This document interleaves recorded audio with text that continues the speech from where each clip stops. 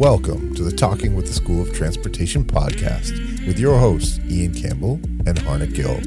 Let's get into it now.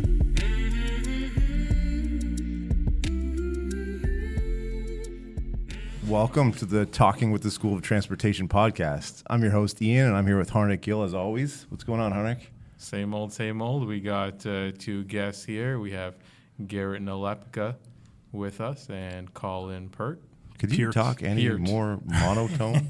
We got two guests here. You got to start monotone and then you go up and down. Is that it? We got two buttes here today, right? Isn't that what the Canadian term? Two buttes? Buttes? I was watching some hockey thing and I was like, let's throw it in there. What does that mean then? Beauties? Okay. Two beauties? You know? Two high influential people? Is that VIPs? How many people do we want to? A lot of things, but or not a butte. Not normally a butte. Garrett. So let's just intro them a little bit. We got Collin Peart or Peart? Peart. Like Neil Peart. Okay.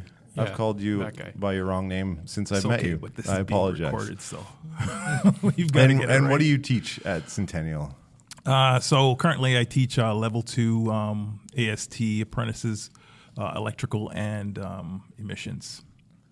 The mainstay in electrical level 2 for a while here in the AST program?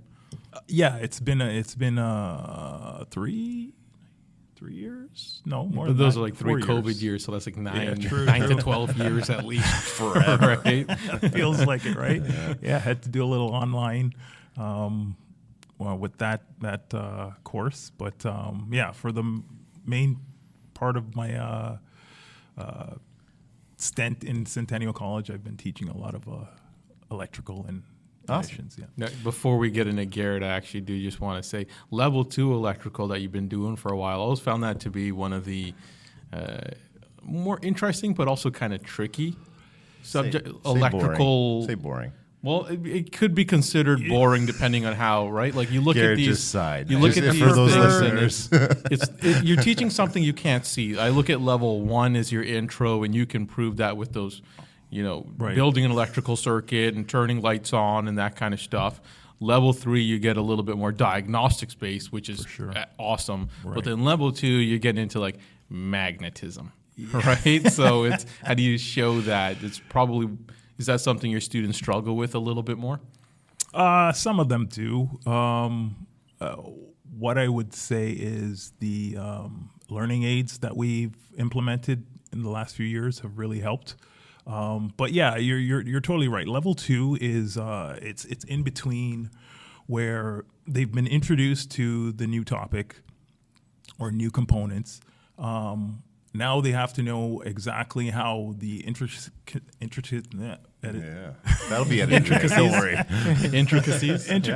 of those components, how they work, and how what they are and how they work. Whereas if you don't know what something is and how it works, it's impossible to diagnose it.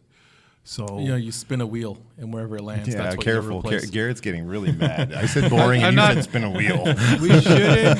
We shouldn't use boring. Well, Some subjects he's a coordinator. I think he are has to say a little that. drier, and we have to figure out as professionals how to engage our students and keep our courses going so that our students can learn the subjects. And I think the personality of Mr. Peart here lends to that, right? He does do a lot of fun with that level 2. Yeah, I try to engage and,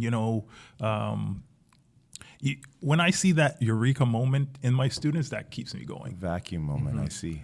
Yeah. Yeah. I prefer the... aha moment? No. That's Oprah, isn't it? No. The expensive The vacuums. Dysons. The Dysons. Why do I know so much about vacuums? I don't know. I didn't know there was a Dyson moment. Yeah.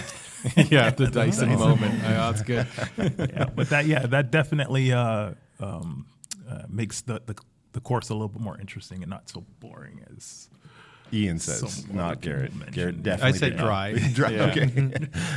All right, let's jump over to Mr. Nalepka. I don't know. Who are you? Garrett Nalepka, coordinator of the AST traditional apprenticeship programs, and also coordinator for our diploma programs. And it's, I was trying to figure out how to introduce and say what courses that I primarily teach in, and it's easier to say that the only course that I haven't taught is SSB since I've been here. So when I first started, my background is in transmission rebuilding, which I did for several years at a Chrysler dealership, and it was just very easy and comfortable for me to come into Centennial College and start teaching drivetrains. So I did that for several years, and much like Collin here, I slowly moved over into electrical or the larger subjects, and that's primarily what I teach, even though I'm still all over the place in primarily diploma program courses, but every now and again I do a stint in block release as well. So go back to the heart of your love, the love of your heart. That would be better.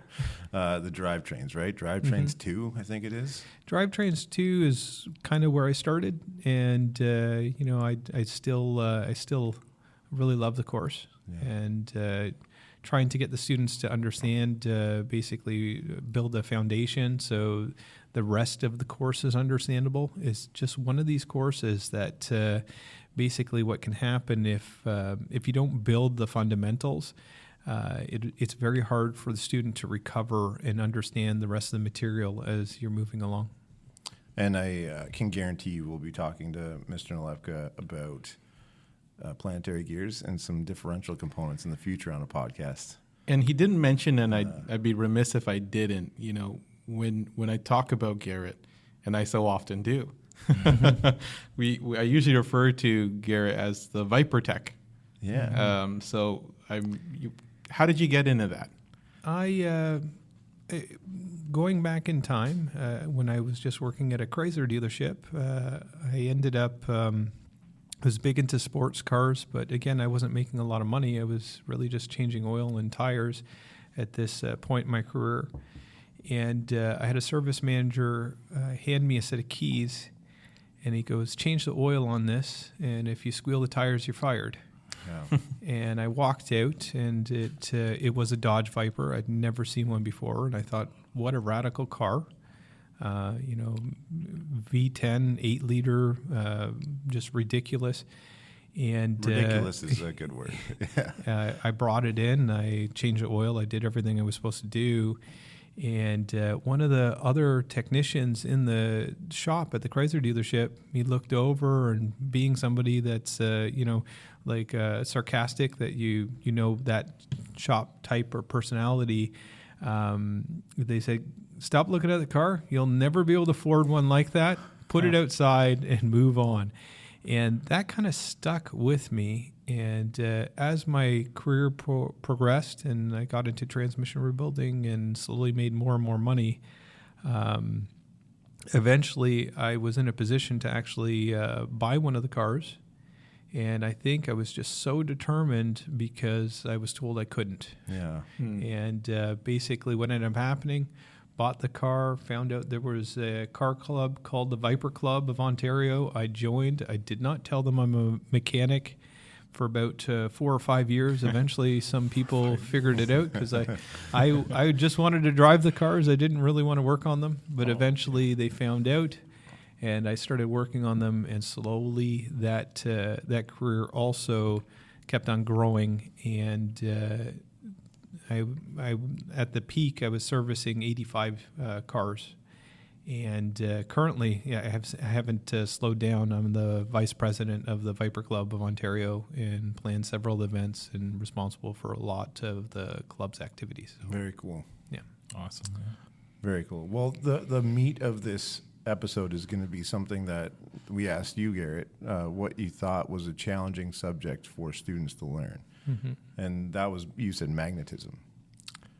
I do, and I think it's one of these things where we picked probably one of the most challenging subjects is either electricity or magnetism, because you really can't you can't visualize anything. You can visualize what it can do, but you really can't see lines of flux. The science behind it. Yeah, the science part of it. And I really look at magnetism, with everything that's happening, all these electric cars and the big push for greater efficiency. There's either two things. There's batteries or a stronger magnet. And some of these artificial magnets that are coming out that are really, really strong, they've basically taken some of our very basic principles and they've just made it so you have a more efficient magnet that is able to operate in very hot conditions. So it's just goes right down to our sensors, to the cars and everything else. So I think it's a very important subject. Sweet. All right. Well, there are, like you said, one of the difficulties I think with magnetism is you can't see it. I teach, for example, suspension components, and then I go hand them the suspension component, and we see it. So with magnetism, because we can't see it, how do you how do you really get them to visualize and understand? Of course, we can see the effects, but unfortunately, a lot of times we're just we can see the results, and unfortunately, they're not overwhelming results. A lot of times, you're looking at a meter and you're seeing, okay, I see a change in voltage. That's a Hall effect sensor is reading a window, and it works on a principle of magnetism, and a chip is responding to that internal to that sensor. But we're seeing the results of that. There's no way to visualize it, and so unfortunately, we're just going by the results. Okay, I think that's seeing how I teach the second level of electrical, and magnetism is a large part of it. And what I try to emphasize when I'm teaching electrical is the basic principles. So I always tell my students when I start my class, I say when we're talking about electricity, we need to understand a couple concepts. When we have electricity, then we are going to have magnetism. And if we have magnetism, we're going to have electricity. Mm-hmm. I also state that if they understand opposites attract and like repel, once we get those four concepts straight, then we can move forward. So most people in my class, they're familiar with the compass and how the compass works, right? It's basically a magnet, and it's floating in some kind of fluid, and it's going to be attracted to geographical north. But I'll ask them, if your compass is attracted to geographical north, is it really the North Pole? Meaning, if the compass points to north, is it being attracted by north, or is it being attracted by south? So geographical north is really the South Pole of the Earth. I loved what you were saying about electricity can create magnetism, and magnetism can create electricity, because it speaks to basic principles of understanding how we can generate electricity, how sensors work. And even when we look at certain things that are around our lives that are day to day that we use, and just not understanding that they work on a principle of magnetism. So even when you have like a phone charger and you're looking at a little brick and you plug it in the wall, what actually is that? And I understand, it's working off electricity, but inside that little brick is a transformer that is using a principle of magnetism to change the electricity levels. And so a lot of people don't understand how intertwined the two subjects are, and it's very difficult to actually teach them together, but they are very much related, where we have opposites attract when we're talking about magnetism, so your north and your south. And if you start to look at the very basics of electricity, then you have a positive and negative, and basically they will attract, and you can have like electrical charges that will actually repel as well. So there's a lot of things that are relatable when we're looking at the two subjects. So I thought that was a really good point. Awesome. What does magnetism mean to you as a professor or a technician?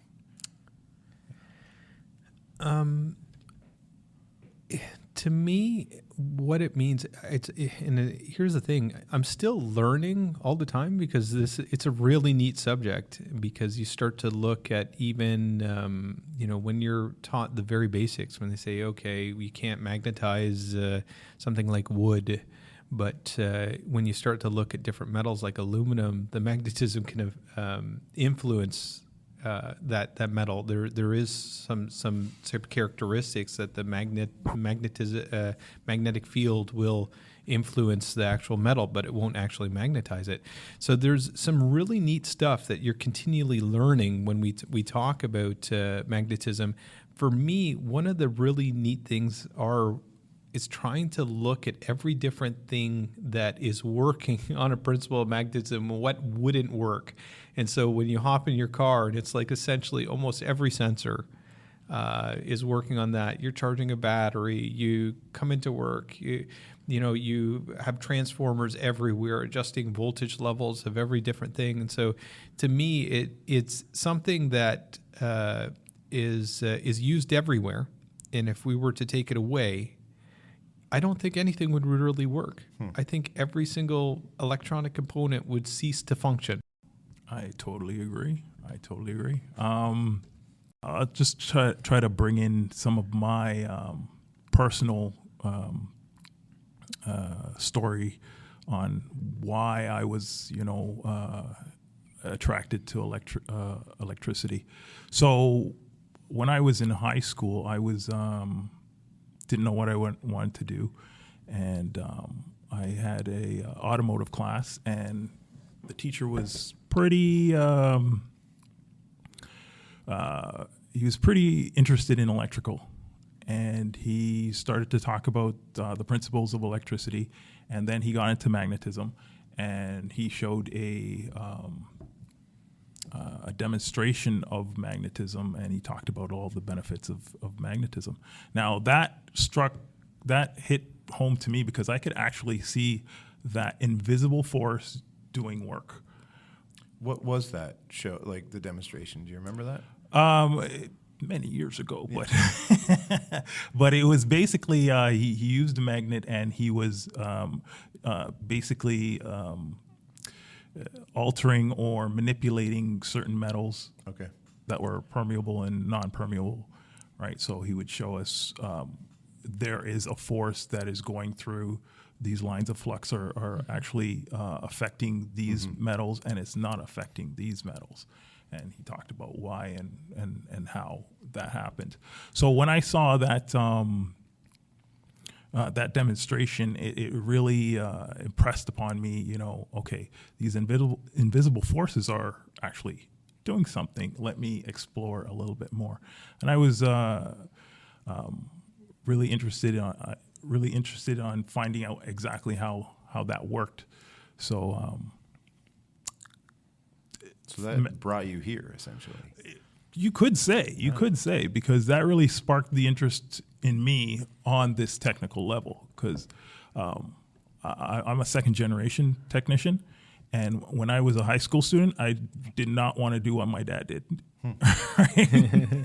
So, but you aren't. You might be a technician, but it's way different. Yeah. Well, that's it. Yeah. He actually rebuilt transmissions. Right, and that's why you won't go near them. Yeah, and so I in high school I did not have that ambition to be a technician, but after that teacher, Mr. I'm going to shout him out right now. You don't have to name him. Mr. McNeil. He showed me that demonstration. He answered my questions, and it really intrigued me. That's cool. That's special too, and I love the shout out because that's what we're here for. Like we're trying to influence or teach or impart something into students, and that's a big deal. And if Colin's having a bad day, we know who to blame. Yeah, that's true. Why am I here? One question I feel that does come up with, and I think we touched upon it a little bit there, Collin, is why is it that some objects can be magnetized, whereas in, like as you guys mentioned, with wood or aluminum, you have these other objects or materials that cannot be magnetized? So it goes down to Without a PowerPoint. Yeah. Yeah, I guess it's like short and simple. Yeah, well, it as basically possible. goes down to the atomic structure, and it's basically the alignment of the atoms. So some permeable materials, their atoms will align, creating these poles, allowing for magnetism to Attraction or repelling, right? Yeah. Right. So different materials, their atoms will not align. So an example is, have you ever tapped the screwdriver blade together and it becomes magnetized? And that's because we're aligning these atoms so that they can become polarized. Whereas if you try to do that with a piece of lumber, it's not going to starts a they're fire. not going to move. yeah, it'll just start a fire. Yeah. So that's pretty much in a half shell what causes it. Yeah, and that's the.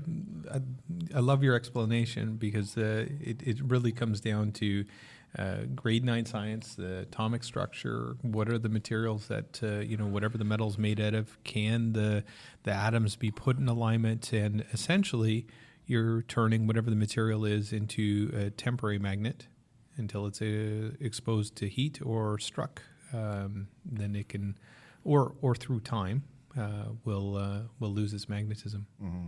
And there's another parallel towards electricity too, with the atoms and whatnot that you teach in level 1. Mm-hmm. So, yeah. Yeah, well, that's good stuff because, we see it, right? There's certain things that do become magnetized and some things at the end of the day, you're just not going to be able to magnetize it. Now, you used the term permeability. Mm-hmm. Mm-hmm. So do you want to explain exactly what that means? Or simply? You can say no. How easily magnetic flux lines penetrate an object. Okay. Opposite would be reluctance. Okay. So Resistance to magnetic flux lines. And I feel like those are terms that do pop up, especially in a textbook or just in the literature, and not everyone's exactly sure what that means. That's a great thing that you brought up because they're both sitting here like, no, I don't want to explain it. But like permeability is something you read in the textbook and you're like, is that a hairdo? Like, I don't know what's going on with that. So, and reluctance, like you may not really fully understand that in the textbook. So those explanations hopefully can definitely especially when explain a you're lot. describing materials. Yeah. Like a lot of times that in the textbook, a lot of times I found most of the textbooks, and we've changed our textbook a couple times here. It would be mentioned when you're introducing the subject, and a lot of times it wasn't brought up again. Mm-hmm. And so it was up to the instructor if they were talking about certain materials to bring up the terms again. Otherwise, a lot of times the students would forget about them. Reinforce those terms too, because later on they have tests and multitude of tests to the C of Q that could also have those terms on them. Yeah. So. Yeah, and that's Absolutely. One of the things we feel bad for our students. There's certain subject matter that actually don't come up again. Yeah. And it's up to the students, eventually one day, if they want to choose this as a career, they will have to pass the CFQ. Yeah. And they may not be exposed to these subjects again. All right, Collin, I have a question for you. So level 2, you deal with starters and alternators. So let's start with starters. How does magnetism happen in a starter? Well, just generally, quickly here. So there's two types of magnetism. There's natural magnetism and there's electromagnetism. Larger starter motors, they would generally use electromagnetism to create that motion. So And electromagnetism, for the people that don't have a clue, would be? So we're actually using current flow. Okay. And that current flow is going to create lines of flux in the conductor, and we can use those lines of flux to do work. So that comes back to one of your earlier rules, Exactly. where Yeah. if there is It's electricity, you've there got is magnetism. Exactly. And there better not be wood in the alternator. It's not one of those wooden alternators. So so larger, more robust starters in their framework, they would generally use electromagnetism, where they're going to have field coils, and field coils are basically conductors that'll have current flowing through them, creating a magnetic field. Okay, and that magnetic field is then going to interact with other conductive windings and create motion, because they're going to basically repel each other or attract each other on an axis. And that motion turns what? And that would turn that armature, which would turn the Fires up the car, right? Yeah. So that it's like, as Garrett said, you wouldn't get to school or be driving home from school right now without magnetism. for sure. So if I was to simplify that, I would say the starter would use electricity to create magnetism, which would manipulate More magnetism. in order to create that motion. Exactly. Magnetism everywhere. Exactly. Magnets. And then they can reduce the stature or the size of that starter by using permanent magnets. You're going to lose some torque, but then they can make that up with, Gear ratios that are another Garrett's podcast. favorite thing. He's smiling Planetary real big gears. right now. That's it. Yeah, we should get a camera on that smile. That's perfect. Then if that's starters, Garrett, can you just give us a quick intro with magnetism and alternators? I guess in the simplest form, I want to talk about one of my lab activities, and that was actually taking a coil of wire, just a plain empty coil of wire, nothing special about it, and we would take a permanent magnet, and we would try to move that permanent magnet through by or near the coil of wire at speed, and we would see what voltage we'd actually be able to get out of it with a meter. And again, these were really small voltages. So one of the things that I find that is so remarkable about magnetism is going back to our rules, and that you can use magnetism to create electricity. And if we look at principles of an alternator, it's still following those principles, but just much like the starter, instead of having a permanent magnet, we're going to create that magnet. And the real advantage of that is I can use electricity to adjust how strong that magnet is, and in turn adjust the rate that my battery will recharge. And they do that now by using the computer. So they can vary the strength of that magnetic field within that alternator, and in turn vary for demand, and that is constantly moving at all times, idle to whatever RPM the engine's running at. And load and charge load rate and all that stuff. Yeah. Everything, demand, whatever's needed. So it's always moving. Exactly. So in an alternator, you're using the motion of the engine to generate a voltage or current, whereas in a starter, you have the current and you're generating the motion. Yes. Yes. Yeah. It's a good summary there. Absolutely. I'm gonna throw you on the spot, Mr. Peart. Got it. I got it. You Good. got it. We need a joke. We have to have a joke every episode. So So Oh I'm my the joke. goodness. you're not the joke. That's a lot of tension. Yeah. That's why I didn't throw it feel to like- you. Let's Yeah. go. Well, I feel like most of the people that come on actually I- are quite funny. I'm feeling the there's- stress. Is it Fermi magnetized? Is it it's the flux? emanating. The flux is radiating off him right now. There's actually sweat dripping off his forehead. That's Not yet. not not yet. right. Yeah. So 3 dudes walk into a bar. I'm kidding. I don't have a joke. You did have a I do have a corny joke. Oh, okay. Who is the most attractive person on the earth? Oh, Who's I have the a most feeling it has something to do with Electricity. Yeah. maybe magnetism. Yeah. Magneto. Oh, okay. That's a little corny. For those X-Men fans out there. Yeah. Apparently, the word magnet Okay. comes from the Greek. I think it's a Greek country called magnesium. Really? Yeah.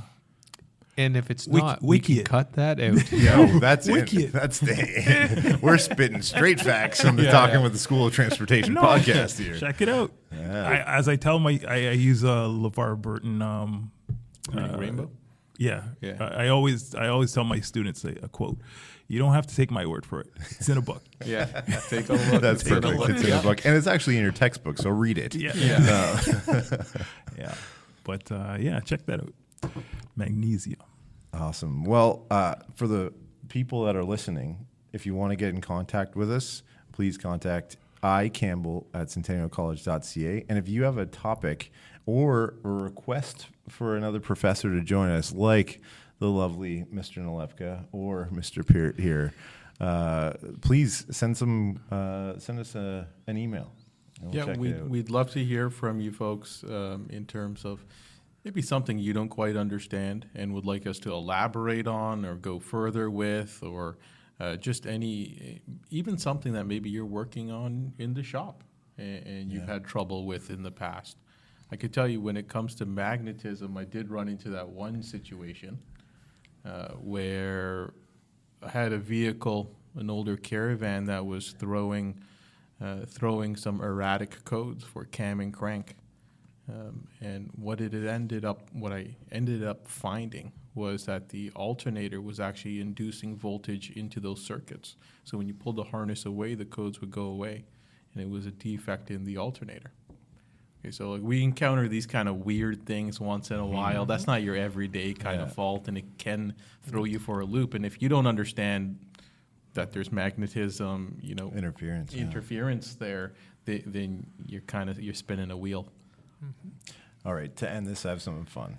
All right. I have a random We've fire. just begun. We haven't even talked about induction. We haven't even talked about. Well, that's part 2. Part 2, Yeah, that's 3, part 2. 4. We'll get a I thought the series joke with you was two. the end. No, well, we're cutting this all up. Oh, Yeah, okay. we'll move around. Okay. So I have a speed round, 2 questions for you guys on the spot. Okay. If you could be a celebrity for a day, who would you be? At any time in the world, maybe you're going to Magnesium in Greece to lay on the beach, whatever it is. One celebrity. Celebrity. Or not even just celebrity. One person, renowned person in the world. How about that? Speechless. Who would I be other than myself? Oh though? my. Yeah. The ego on this guy is also Why mess with radiating perfectionists? flux. Yeah, I'll have to second that. I would want to be Collin. Oh, I have so many. Yeah, I won't. That's a tough one. I think I would probably, I don't know if I can narrow it down to a specific person, but I would probably want to be one of those scientists that developed the transistors. I mean, you would have to be that smart then for the day. That's right. Oh, you don't Like, even that's- get to that's be challenging. You don't get to be you don't inherit their intelligence. Who knows? Maybe you ruin the world. Like, we need you here. So you But want yeah, to go back to those yeah, early I- days where you're inventing and Yeah, I coming up with stuff? I always wonder, like we've got a lot of technology here, and it's handed down to us. Yeah. But there was a lot of Innovation. hard work. Yeah. I don't know where they pull all these experiments out of the sky, like How out many of the people air, out of died? the ether, because they don't even know what's going Like, on. what's but yeah. electricity?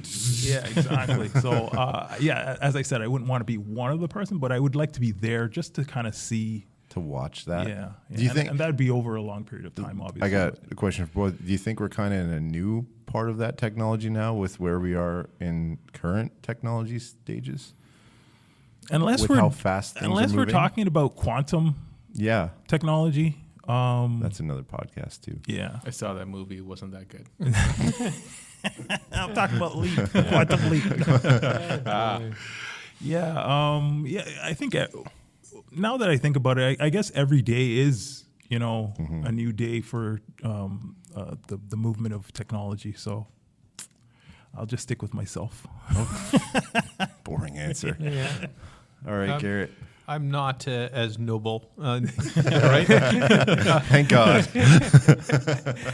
I would take the opposite approach. I would find somebody who owns an island, and then I want to be that person. Richard Branson. Okay, that's Right? Sir Richard. Just call me Sir for the day. It'll be okay. Isn't he broke now? Doesn't doesn't you matter. could have done it when Yeah, he in was his rich. heyday. He still got good credit. Yeah. Yeah. Awesome. Yeah. Yeah, okay. So Yeah. going full vein. Yeah. Yeah, I like that. And I wouldn't do anything with transistors. Second question. Though everything you use might have a transistor in it. That's Sure. it. Yeah. That's it. Second question. If you could have one car for a day, what would it be? Ooh. One car for the day. What would that be? I don't know. I think I would have some kind of Rolls Royce. Oh, I'm speaking of vein. Well, if you're only gonna, that's a once in a lifetime opportunity. Yeah. You're gonna take it. Yeah. You don't go for something affordable. Oh, he's going for comfort. Yeah. And I want to be driven. Oh, with champagne in the back. Exactly. Yeah. While better come I with the read up on driver, those please. transistors. No. My royalty checks are coming in. My goodness. Yeah, so it would be probably one of the newer, fully decked out Rolls Royces. Gotcha. Yeah. I do like the Porsches, but I've seen some of the Porsches. I just love them. But, walking around some of these really nice cars in person, one of the cars I haven't had an opportunity to really drive is McLaren. Okay. So I would want to give it a shot. Well, one of our Something I've former really done. students. And I wouldn't want anybody to working drive there. me. I'll drive myself. And one of our former students, Vince, is working at McLaren. Yeah. I don't want to call in favors. I kind of collect them. So. I mean, there you go. Yeah. Just roll up and be like, I'll take that for the road test. It's, one-way valve, eh? yeah. Collect, don't call it. Yeah. All right. I think that does it. Any final words there, Harnek? I think that does it. I think we're good. That's awesome. That's awesome. I enjoyed this. I look forward you guys calling me back and doing definitely. part 2 so we could talk a little bit more in depth. But I had a great time. Thanks. Yeah. Good stuff. All right. All right. And goodbye. We're signing off.